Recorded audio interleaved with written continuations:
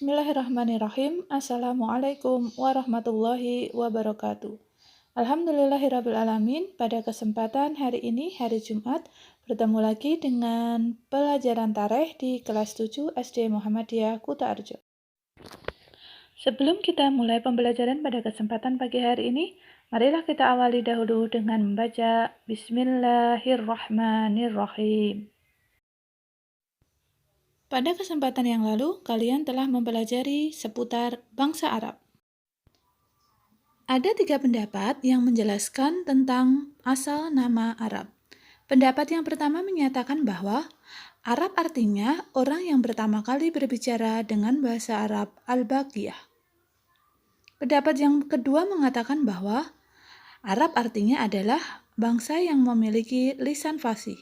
Dan pendapat yang ketiga menyatakan bahwa Arab adalah semenanjung yang sebagian tanahnya terdiri dari gurun yang bangsanya senang menggembara atau nomaden.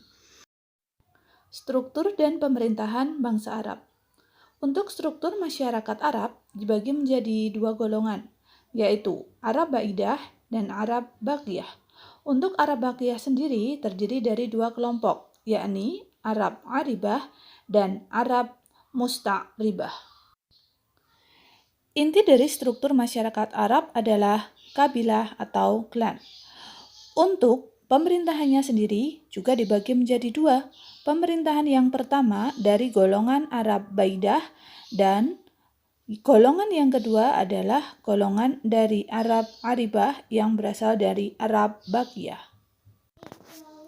Perilaku bangsa Arab sebelum Islam hadir adalah bangsa yang tidak bermoral baik dalam kehidupan sehari-hari.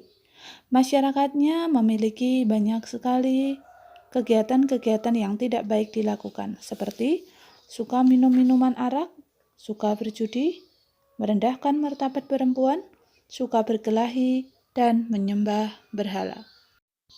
Karena perilakunya yang seperti itu, maka orang Arab pada masa itu mendapat sebutan sebagai orang Arab jahiliyah.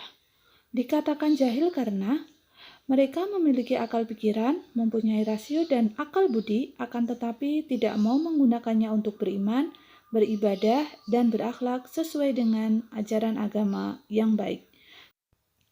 Islam hadir di Mekah tidak lain untuk memurnikan kembali agama tauhid yang dulu diajarkan Nabi Ibrahim alaihissalam. Allah Subhanahu wa taala mengutus Nabi Muhammad SAW ke Mekah untuk mengemban sebuah amanah, yakni amanah risalah Islam. Agama dan kebudayaan masyarakat Mekah sebelum hadirnya Islam. Ada 5 agama yang berkembang pada masa itu, yakni adalah agama Hanifiyah, agama pagan atau penyembah berhala, agama Nasrani atau Masehi, agama Yahudi, dan agama Majusi. Nabi Muhammad diutus oleh Allah Subhanahu wa taala untuk mengajarkan agama Islam di Mekah dan mengajarkan hal-hal baik kepada masyarakatnya. Pada kesempatan kali ini, mari kita mengenal lebih dekat dengan Nabi Muhammad sallallahu alaihi wasallam. Nabi Muhammad sallallahu alaihi wasallam terlahir dari suku Quraisy dari keturunan Bani Hashim.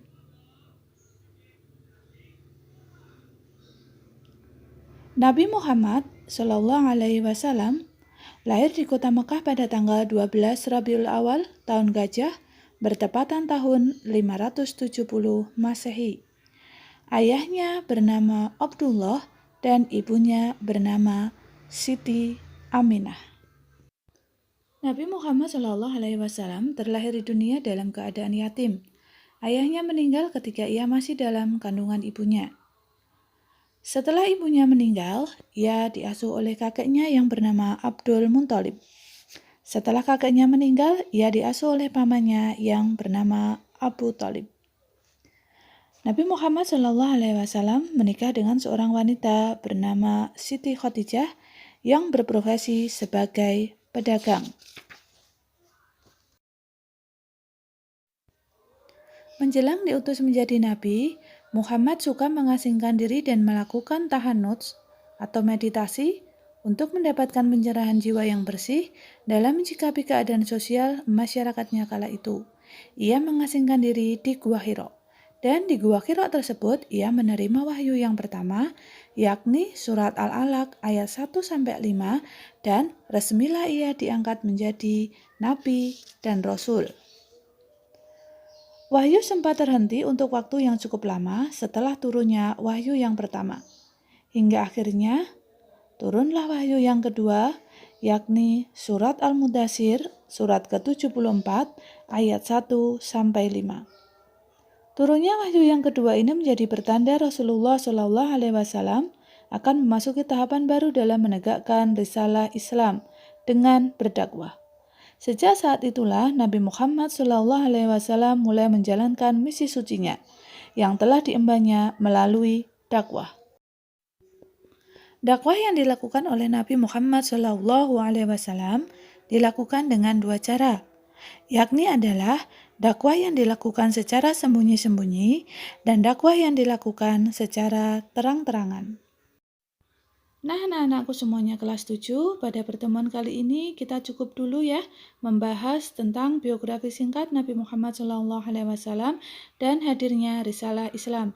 Insya Allah pada pertemuan yang akan datang kita akan membahas tentang seperti apa dakwah yang dilakukan oleh Nabi Muhammad baik secara sembunyi-sembunyi ataupun secara terang-terangan.